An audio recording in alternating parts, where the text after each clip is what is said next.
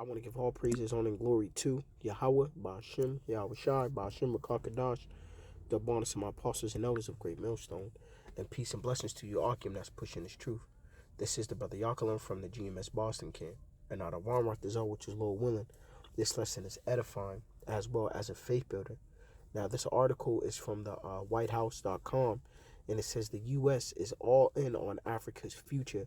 Biden assures leaders of the continent. And we knew that was coming. You know, we had brought out a couple of months back, or maybe even last year, because time's going by so fast, how they discovered, what was it, 31 billion tons of golden ore over there in Africa, and the U.S. was quiet on it. And we know it was a matter of time before they would speak on it. Why? Because they've been carving up Africa's resources, going back to the British Empire with the Queen, going back to I think it was King Leopold or something like that. That millions of people died because he was going through the Congo, and even going back to the time of Ptolemy and even Alexander, because Alexander went up in there to even give that section to him. So this man, that land's been getting chopped up for a very long time. But just to get to the article before I get into my precepts, because it says, without calling out China, Biden attempts to bolster his. President Joe Biden delivered a simple message Wednesday to a group of African leaders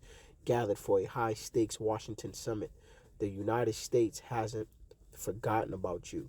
Addressing the heads of state from nearly 50 African nations gathered for the three-day summit, Biden took steps to begin repairing the trust with a continent that has felt abandoned by the United States, with Russia and in particularly China stepping in to fill the void. And they don't mean them no good. On top of that, Moab, and it says Biden did not call out China by name, but much of his speech was squarely aimed at starting a continental competition, which that other global superpower, which has invested billions upon billions in Africa. But Biden also tried to prove a U.S. Commitment to help create sustainable success on a continent home to 1.3 billion people. It says, we're all in on Africa's future, Biden told the crowd of officials and business leaders gathered at Washington's Spalding Convention Center. African success and prosperity is essential for a better future for all of us, not just for Africa. You know, and it says, in one of many veiled nods towards China, Biden argued that for economic prosperity to take hold in Africa, democracy had to as well. And what a joke. You know, him, you know, you so-called Africans, and yes, there's Israelites that are still in that land to that day that weren't, you know, that didn't touch the transatlantic slave trade, you know, those ships that scattered us amongst the many nations. Check E's track record. You know, not just Babylon with what they did to Gad, you know, covenants that they had with, you have Gaddafi, you have Saddam, you have Ben Laden. Shit, don't forget what the Edomite British Empire did throughout Africa. You know, and I have mentioned that going even further with Ptolemy and Alexander. Since E's been over there, they've done nothing but taking your resources, diamond mines. You know, you have E over there, and it goes to show the same way with during the time of Ptolemy, how they were calling themselves Pharaoh. They over there calling themselves South Africans and this and that. But listen, man, they've been getting hit with you know, we've been showing some videos. I believe they're a couple of years old now. Time is going fast to where, you know, they're telling E, man, you know, the white man, go home, get up off the land. That's what it comes down to. Here you had Akon that made a deal with freaking Moab, and they're lighting up the streets. And, you know, it goes to show, whether they're tricking you or not, something has to give. And when it comes to Babylon and when it comes to E, nothing gives. It's all promises. All promises. You know, and that's why I said that, you know, don't forget what E's done to that continent. You know, both these empires could have been dropped off food and aid instead of guns, you know, to fuel our wars or our co-ops. And the UN being over there was for show and to make sure that the natural resources are protected and conflicts keep on going. They show you that in the movie Lord of War, you know, the gun trade dude. But like likewise, Babylon wants to do you know, they basically want stake on that gold, just another resource they can get to. But this is John 10 and 10, because yeah, they ain't forget you, all right. It says the thief cometh not, but for to steal and to kill and to destroy. Showing you they're a thief, man. I mentioned all these other empires and how they got down, and they never looked out for that land. And that's also part of, scripture goes into him, how he was cursed because he looked on the nakedness of his father, Noah. But also, Jake being over there as well in certain parts of Africa. But it goes to show you, man, this dude, look at his track record. I mentioned it earlier. Everywhere where he goes, and he's talking about the democracy, that's his political form. That's his way of taking your resources without have to draw on weapons. They go through these fake votes, and look at Babylon. They put up these two people that are both cannot troll by the elites. And then what do? They have people vote thinking that they got power, but they already know who's going in. And then when they get in, they just rob the land of its resources and put them in debt. They just do the bidding of the international banking, which is from the line of Esau, Edom, you so-called white people. Then you got Psalms 55:20. It says, he hath put forth his hands against such as be at peace with him. He hath broken his covenant. I mentioned earlier about, like, use this place especially as a track record. Not just that, I'm not too familiar with who the British Empire, under the reign of the Queen, who they had pacts with, and what was broken. But when you look at how that land is, like I said, they could have been dropped off food, they could have been dropped off aid, but it's just been a few things, they've taken part in spoiling that land. And when you look at the covenants, that's why I have brought up Gaddafi and Saddam, how they looked out, and in the minute that they want to trade in their trade with the standard of gold, now they get taken out. You have the economic hitman that went into that, and it goes to show you don't trust these devils. The book of Ecclesiastes 12, and I didn't even get that one, breaks it down to never trust this devil. Never, ever, ever, no matter, no point. Now going back to Psalms 55:20, once again, he had put forth his hands against such as be at peace with him, because to deal with him, you're actually looking for a better way. So you would think that this person is coming peacefully, and it says he had broken his covenants. Why? Because the words of his mouth were smoother than butter, but war was in his heart. And this is why Putin said what he said. Let what happened to him be an example on why not to trust these devils. Because look how easy it was for them to freeze funds, for them to put up all these tariffs and all these sanctions that these other nations that were with Babylon, they're starting to ease up on, because they're in the middle of their winter, and they're realizing that this devil, he's all talk, he can't really help them. And this also goes into the earth, showing you who's in rulership, because the scripture says when the wicked are in authority, the people mourn, but when the righteous are in authority, the people rejoice. No people on this earth is rejoicing unless you a so-called Edomite and you living in your kingdom right now, which is coming to an end. Everybody else is in a mourning state, man. But to finish this off, it says the words of his mouth were smoother than butter. Starting with Africa, we didn't forget about you. We want to invest in your future, and it starts with the democracy, and not just going into the voting. It brings all those fucking abominable philosophies. This is why the scripture says basically the nations that drunk of that wine, they're upset. All those customs. You had that man, there was a lady going around talking about Christmas and all of that, and the dude was like, we don't celebrate that. That could have been an Israelite. He's like, we don't celebrate that. That is not our customs. And they're gonna push those Bati boy things, try to push pronouns over there, and they're not with it. They're not with it. So it's more than just getting your natural resources taken in your country robbed. They're coming to bring. They're not coming to bring order. They're coming to bring chaos. And it says right here, but war was in his heart. His words were softer than oil, yet were they drawn swords. The only reason why they're over there and speaking is going back to a power struggle.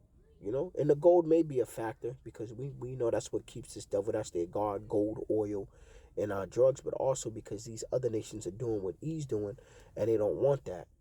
But there's nothing that they can do, man. And really, man, him is fed up. Oh, to finish that off, so I lock it. His words were softer than oil, yet were they drawn swords.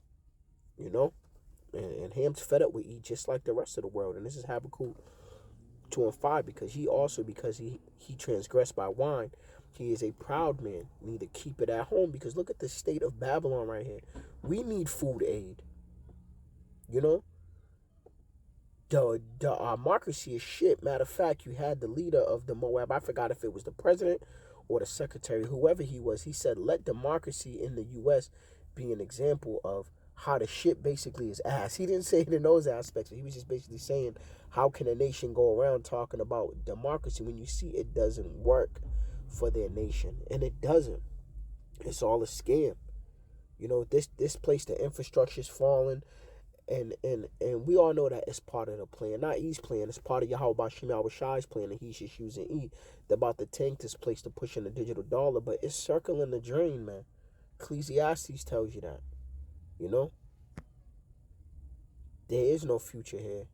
And it says right here, who enlargeth his desire is hell, and is as death, and cannot be satisfied, but gather unto him all nations. And everywhere where he goes, he's that red horse. Death and hell follows with him. How many people are still dying to this day? I mentioned they've never cared about food aid. Ever since I was a kid, there's always been commercials on, send some money to Africa to feed a starving child. They don't care, man. That's the place where it killed Gates before he pushes a pandemic or a vaccine or some juicy juice. He goes down there and he tests it. That's where he goes. How many lawsuits? Pfizer was hit with $1 billion lawsuit from over there in Africa for the things that they was doing. They don't want to feed y'all. They just want to feed y'all some bullshit poison. Y'all was, matter of fact, I didn't want to get into that, but the Lord, put the spirit on me. The water Yahweh Shema Washiv, because I totally forgot about that. How this devil's always going down there starving people in Africa. They don't need a bag of rice or some beans or some food, but they need a fresh dose of some jump shots. Like, come on, man, let's be real. Don't trust this devil. Who enlargeth his desire is hell, and is his death, and cannot be satisfied, but gather unto him all nations. Here he is. You got U.S. troops that are on the border over there in Russia. They're spread thin, trying to start beef with China. Still trying to go up in Africa, man. He cannot be satisfied. Even E as a whole, especially with the Edomites over there in during the British Empire, how they carved up Africa.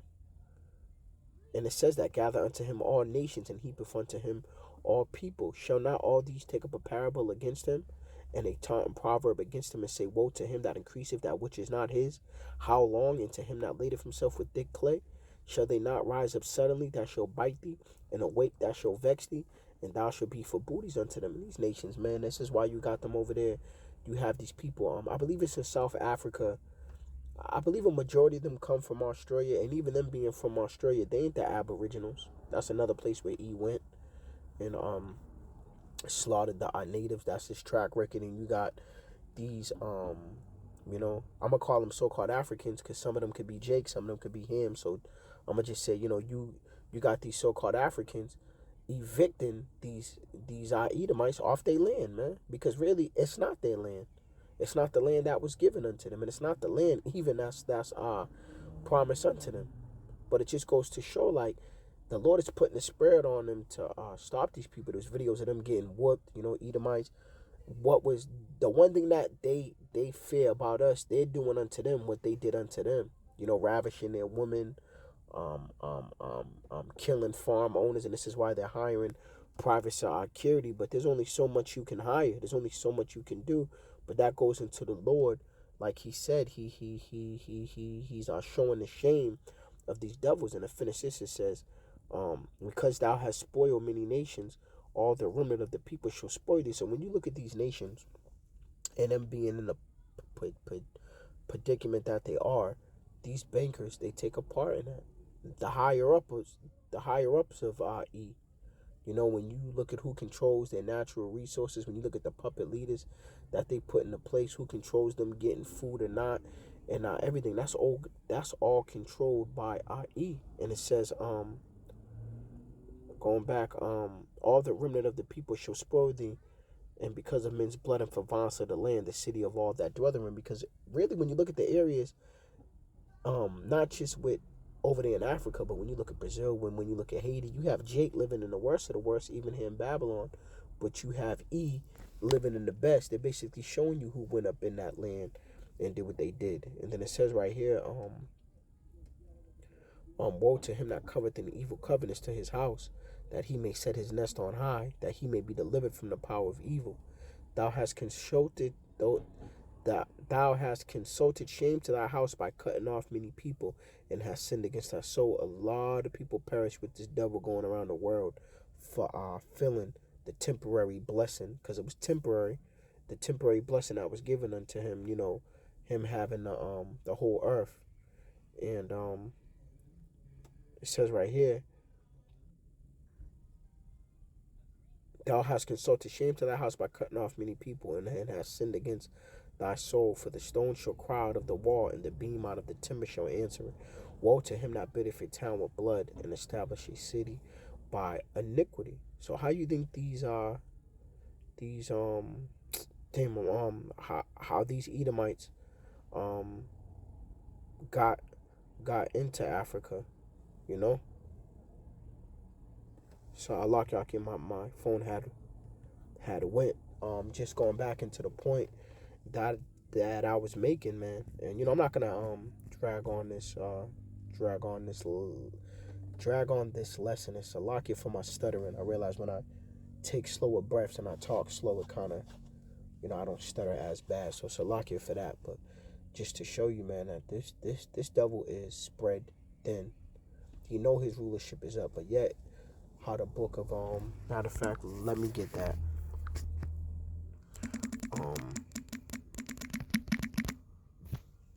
This is the book of Psalms 49 and 11, because it says that the inward thought is that their house shall continue forever, and their dwelling places to all generations, and they call their lands after their own names. As a matter of fact, it's lucky to keep saying that. Even the name Africa shows you who went over there and conquered that, because the land was named after our General Africanus, who I believe defeated Hannibal and renamed that land.